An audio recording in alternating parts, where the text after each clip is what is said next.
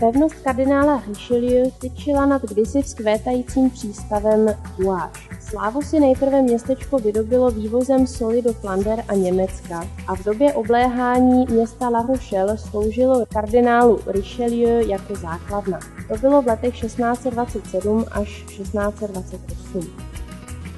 V roce 1659 sem byla poslána do vyhnanství Marie Manciniová, jejíž strýc kardinál Mazarin neschvaloval její milostné pletky s Ludvíkem XIV. V 18. století oceán ustoupil o 10 kilometrů na západ a tím sláva podzemního přístavu skončila.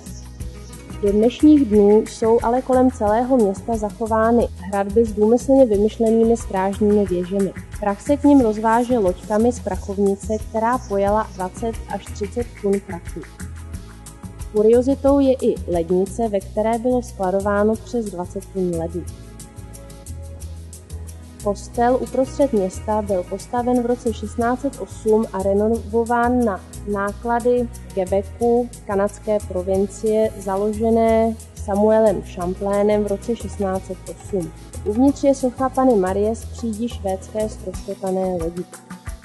Vitráže jsou darované opět Quebecem. Deska u vchodu připomíná první vylodění bruážského rodáka Samuela Champlaina v Novém světě. Kolonizovat se mu ale tuto část podařilo až o 5 let později, kdy vznikl první ostrov svatého Kříže.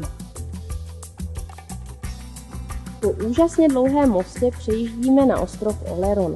Po Korsice je to největší francouzský ostrov. Měří 30 km na délku a 6 km na šířku. Ostrov je známý již od 12. století, kdy si ho oblíbila Eleonora Akvitánská a ve svých 76 letech se sem přestěhovala. Je zde mnoho městeček, která se jmenují vždy podle kostela, který vznikl. My jedeme do blízkosti městečka Svatý Trojan na Oleronu na velkou písečnou pláž. Máme tak trochu smůlu, že přijíždíme zrovna v době největšího odlivu. Moře bude nyní 6 hodin stoupat, až dosáhne svého maxima a dalších 6 hodin bude trvat odliv. Na to ale nemůžeme čekat a proto se po odpočinku a osvěžení ve vlnách Atlantiku vydáváme do nejbližšího městečka Saint-Pierre-de-l'Évreux.